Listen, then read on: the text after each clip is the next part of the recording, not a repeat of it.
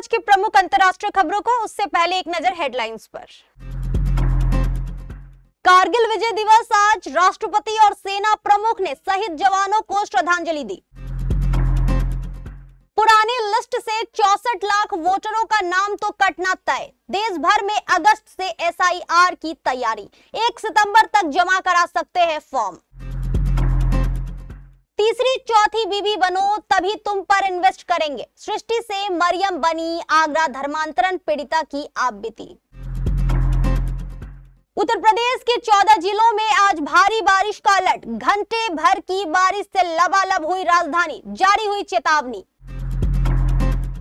मालदीव दुनिया का सबसे छोटा मुस्लिम देश, भारत के लिए इन 4 वजहों से है काफी अहम।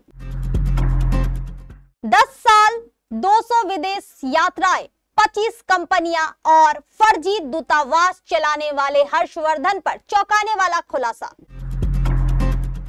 सिल्क, लेदर, चावल और केसर अब ब्रिटेन में खूब बिकेंगी, भारत की ये चीजें, देखें लिस्ट। थाईलैंड बॉर्डर पर अब भी बरस रहे गोले, 27 लोगों की मौत, कंबोडिया ने की तत्काल सीज फायर की मांग। क्योंकि सास भी कभी बहू थी के नए सीजन से पहले एकता कपूर ने बनाया खास प्लान, स्मृति ईरानी के साथ जाएंगी राजस्थान। रूट की सतकिया पारी से इंग्लैंड ने कसा भारत पर सिकंजा, बढ़त 186 रन की, गेंदबाजों ने किया निराश। देश इस साल 26वां कारगिल विजय दिवस मना रहा है, जो भारत के इतिहास में गौरव का प्रतीक बन चुका है। यह वह दिन है जब 1999 में भारतीय सैनिकों ने बर्फ से ढकी ऊंची चोटियों और दुश्मन की लगातार गोलाबारी के बीच साहस और अटूट संकल्प के साथ कारगिल की चोटियों को फिर से हासिल किया था। इस मौके पर भारतीय वायुसेना, राष्ट्रपति द्रौपदी मुर्मू और सेना प्रमुख ने शहीद जवानों को श्रद्धांजलि दी। राष्ट्रपति द्रौपदी मुर्मू ने कहा, कारगिल विजय दिवस के अवसर पर मैं मातृभूमि के लिए प्राण न्यौछावर करने वाले वीर सैनिकों को श्रद्धांजलि अर्पित करती हूँ।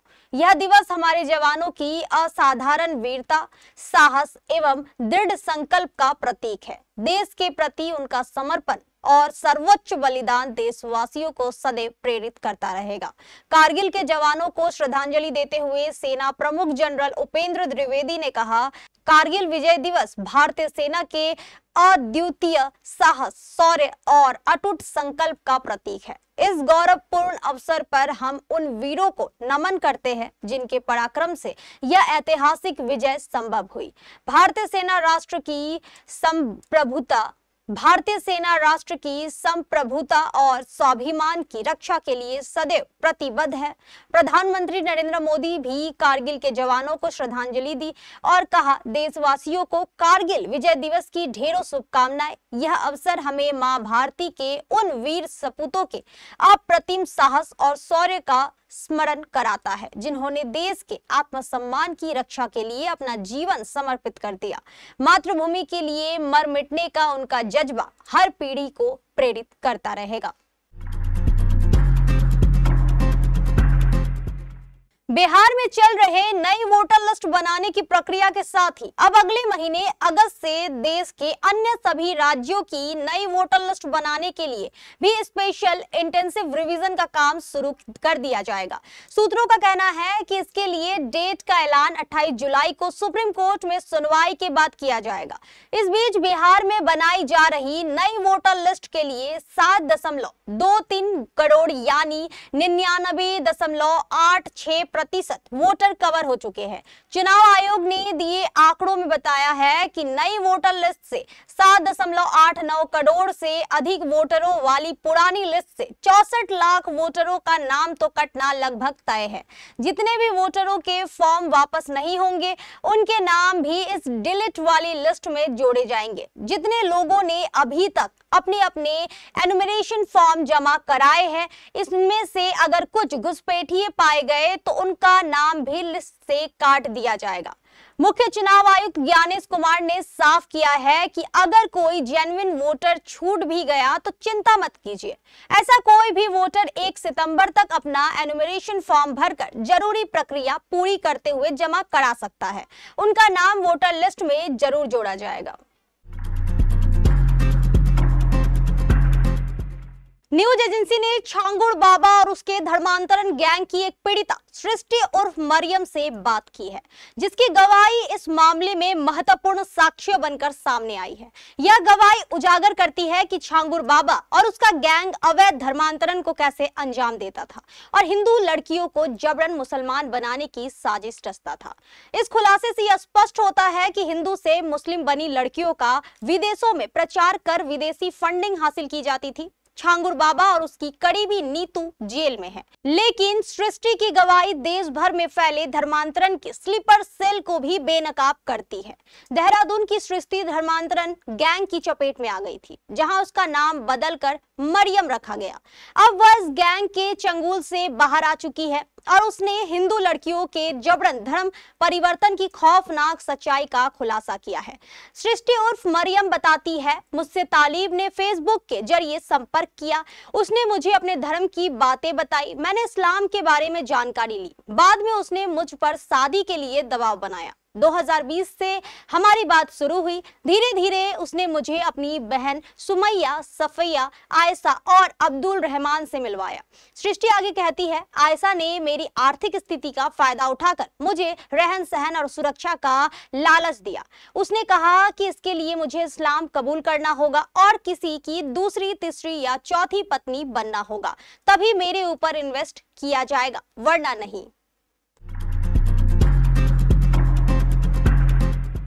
यूपी में एक बार फिर से बारिश शुरू हो गई है। बंगाल की खाड़ी में बृहस्पतिवार की शाम को विकसित हुए कम दबाव के क्षेत्र के असर से उत्तर प्रदेश में मानसून की वापसी देखने को मिली है। शुक्रवार को प्रदेश के दक्षिणी और पूर्वी जिलों सोनभद्र, मिर्जापुर, चंदौली, वाराणसी, प्रयागराज, प्रतापगढ़, जौनपुर, गाजीपुर, बलिया आदि में अच्छी बारिश हुई। शाम को करीब 1 घंटे लखनऊ में हुई बारिश से सड़कें लबालब नजर आई।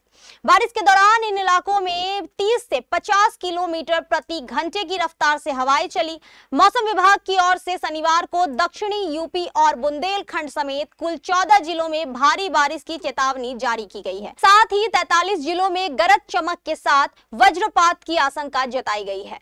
प्रदेश के विभिन्न इलाकों में बारिश का दौर अगले 3-4 दिनों तक जारी रहेगा। राजधानी में शुक्रवार शाम करीब 4 बजे आंधी बारिश के चलते शहर से लेकर गांव की बिजली गुल हो गई। यह संकट तारों और ट्रांसफार्मरों का पर पेड़ गिरने के कारण हुआ। मंत्री आवास सहित 5 उपकेंद्र की बिजली आपूर्ति में व्यवधान आया। इस बिजली को सामान्य होने में 2 से 6 घंटे तक लगे। मालदीव 1200 द्वीपों का समूह है। भौगोलिक रूप से मालदीव को दुनिया का सबसे बिखरा हुआ देश कहा जाता है। एक द्वीप से दूसरे द्वीप पर जाने के लिए फेरी का इस्तेमाल करना होता है। मालदीव की आबादी महज 5.21 लाख है। मालदीव ब्रिटेन से 1965 में राजनीतिक रूप से पूरी तरह से आजाद हुआ था। आजादी के 3 साल बाद मालदीव संवैधानिक रूप से इस्लामिक गणतंत्र बना था। आजादी के बाद से ही मालदीव की सियासत और लोगों की जिंदगी में इस्लाम की अहम जगह रही है। 2008 में मालदीव में इस्लाम राजकीय धर्म बन गया था। मालदीव दुनिया का सबसे छोटा इस्लामिक देश है। 26 जुलाई को मालदीव अपना 60वां स्वतंत्रता दिवस मना रहा है और भारत के प्रधानमंत्री नरेंद्र मोदी को मुख्य अतिथि के तौर पर आमंत्रित किया गया है। पीएम मोदी का यह तीसरा मालदीव दौरा है।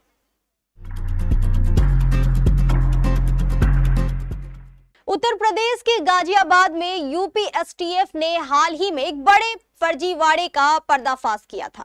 आरोपी हर्षवर्धन जैन पॉस इलाके कविनगर में एक किराए की कोठी में 4 देशों की फर्जी एम्बेसी चला रहा था। कोठी के बाहर नीली नंबर प्लेट और विदेशी झंडों वाली लग्जरी गाड़ियां खड़ी थी। जो लोगों को धोखा देने के लिए इस्तेमाल की जा रही थी। गिरफ्तारी के बाद अब एसटीएफ के हाथ एक बड़ा सबूत लगा है। नोएडा एसटीएफ की जांच में सामने आया है कि हर्षवर्धन ने बीते 10 वर्षों में कुल 200 बार विदेश यात्राएं की है। इस दौरान वह 19 देशों की यात्राएं कर चुके हैं। वह सबसे अधिक 54 बार संयुक्त अरब अमीरात और 22 बार यूनाइटेड किंगडम गया। वह विदेश में कंपनियां बनाकर उनका इस्तेमाल दलाली, हवाला और लाइजनिंग जैसे अवैध कामों के लिए करता था। सूत्रों के मुताबिक हर्षवर्धन के पास 25 से अधिक फर्जी कंपनियों का डेटा मिला है। इसके साथ ही देश विदेश में उसके कुल 20 बैंक खातों की जानकारी सामने आई है। इनमें से 8 बैंक खाते दुबई में, 3 यूके में, 1 मॉरिशस में और बाकी भारत में है। एसटीएफ इन खातों में हुए संदिग्ध लेन देन की जांच कर रही है। भारत यूके के बीच फ्री ट्रेड एग्रीमेंट हो चुका है, जिसके तहत भारत ब्रिटेन में अपने प्रोडक्ट्स 0 या कम टैक्स बेचेगा।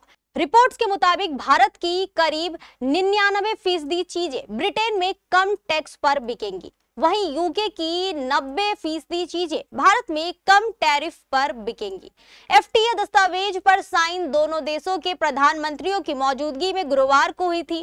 प्रधानमंत्री नरेंद्र मोदी ने इस डील को लेकर कहा था कि इससे ग्लोबल स्तर पर भारत को और मजबूती मिलेगी। साथ ही दोनों देशों के बीच सालाना व्यापार 34 अरब डॉलर बढ़ेगा। इस डील के तहत 2030 तक व्यापार को 120 अरब डॉलर तक पहुंचाना है।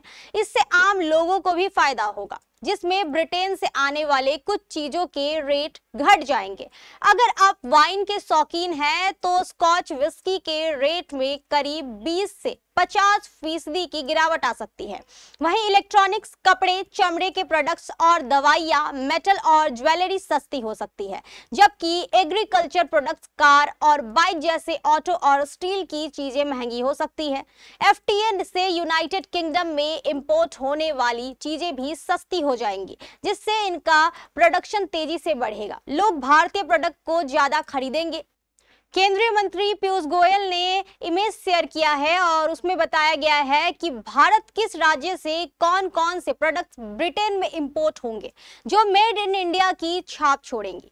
तो इसमें शामिल है जम्मू कश्मीर पश्मीना सॉल बासमती चावल, कश्मीरी केसर और कश्मीरी विलो बैट्स, हिमाचल प्रदेश और उत्तराखंड बासमती चावल, Punjab Jalandhar sports goods basmati rice, Delhi basmati rice, Rajasthan Jaipur gemstone और ज्वेलरी, गुजरात सूरत टेक्सटाइल मोरबी में बने मिट्टी के बर्तन और सूरत के diamond, Maharashtra Kolhapuri footwear IT services, Karnataka चन्ना पाटन के खिलौने, केरल रबर और हल्दी, उत्तर प्रदेश खुर्जा में बने मिट्टी के बर्तन, मेरठ के स्पोर्ट्स प्रोडक्ट बासमती चावल और आगरा कानपुर के leather, Telangana IT service, Andhra Pradesh coffee और हल्दी, तमिलनाडु कांचीपुरम साड़ी, हल्दी, गुड़िया, स्लीपर और IT services, Bihar Sikki grass toy, Bhagalpur silk makhana और लीची, त्रिपुरा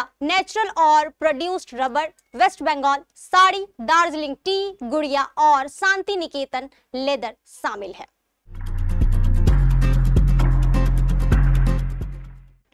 थाईलैंड और कंबोडिया के बीच सीमा विवाद ने खतरनाक मोड़ ले लिया है और 27 लोगों की मौत हो चुकी है।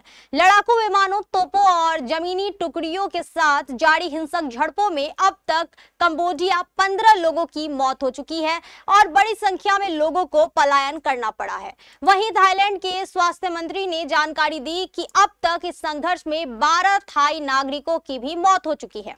इस भीषण संघर्ष के बीच कंबोडिया ने शुक्रवार को संयुक्त राष्ट्र सुरक्षा परिषद की बैठक के बाद तत्काल बिना शर्त युद्ध विराम की अपील की। संयुक्त राष्ट्र में कंबोडिया के राजदूत चेया कियो ने मीडिया से बातचीत में कहा, कंबोडिया ने बिना शर्त तत्काल युद्ध विराम का अनुरोध किया है और हम विवाद के शांतिपूर्ण समाधान का भी आह्वान करते हैं। चेया कियो ने थाईलैंड के उन दावों को भी खारिज कर दिया जिसमें कहा गया था कि कंबोडिया संघर्ष में हमलावर था। उन्होंने सवाल किया, कंबोडिया जैसा छोटा पड़ोसी थाईलैंड जैसी सैन्य शक्ति पर कैसे हमला कर सकता है। उन्होंने आगे कहा कि सुरक्षा परिषद ने दोनों पक्षों से अधिकतम संयम दिखाने और राजनयिक समाधान का सहारा लेने का आह्वान किया है। हम भी यही मांग कर रहे हैं। गुरुवार को शुरू हुई इन झड़पों में अब तक 15 लोगों की मौत हो चुकी है और दर्जनों घायल हुए हैं। थाईलैंड के स्वास्थ्य मंत्रालय के अनुसार सीमावर्ती थाई शहरों में तोपों की गोलीबारी के बीच 1,38,000 से अधिक निवासियों को सुरक्षित स्थानों पर पहुंचाया गया है। एएफपी की रिपोर्ट के अनुसार कंबोडियाई पक्ष में मरने वालों की 5 सैनिक और 8 नागरिक शामिल है, जबकि 35,000 लोग अपने घरों से भागने को मजबूर हुए हैं। थाईलैंड के स्वास्थ्य मंत्रालय ने भी 15 मौतों की पुष्टि की है, जिनमें 14 नागरिक और 1 सैनिक शामिल है।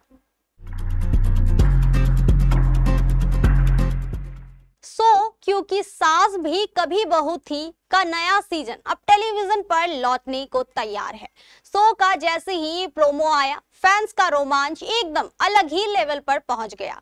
तुलसी के किरदार में स्मृति ईरानी को देखकर लोगों की यादें ताजा हो गई। प्रोमो में दिखा इमोशन और परिवार की जड़ से जुड़ी भावनाएं शो की वापसी का माहौल बना चुकी है। सोशल मीडिया पर भी अब इसका जबरदस्त प्रमोशन शुरू हो चुका है और हर दिन इसके नए सीजन को लेकर चर्चा और बढ़ रही है। इसी के तहत अब शो से जुड़ी एक खास बात सामने आई है। 27 जुलाई को शो की प्रोड्यूसर एकता कपूर और तुलसी यानी स्मृति ईरानी राजस्थान के उदयपुर के पास मौजूद मशहूर नाथ द्वारा मंदिर जाएंगी। शो की रिलीज से पहले मंदिर जाकर आशीर्वाद लेना एक नई शुरुआत के रूप में देखा जा रहा है। नाथ द्वारा मंदिर अपनी धार्मिक आस्था और विरासत के लिए जाना जाता है और वहां की यात्रा फैंस के लिए भी एक इमोशनल मोमेंट हो सकती है। शो क्योंकि सास भी कभी बहू थी सिर्फ एक शो नहीं है बल्कि एक इमोशन बन चुका है। साल 2000 में जब यह शो शुरू हुआ था तो इसकी कहानियों, किरदारों और इमोशनल गहराई ने हर घर में जगह बना ली थी। अब जब यह वापसी कर रहा है तो लोग न सिर्फ इसकी कहानी जानने को बेताब है बल्कि अपनी प्यारी तुलसी को फिर से पर्दे पर देखने के लिए भी दिल से जुड़ चुके हैं। 29 जुलाई को उसका नया सीजन ऑन एयर होगा और फैंस के दिलों की धड़कनें पहले से ही तेज हो चुकी है। इस बार की कहानी में जहां नया ट्विस्ट होगा वहीं पुरानी यादों का तड़का भी पूरी तरह से बना रहेगा।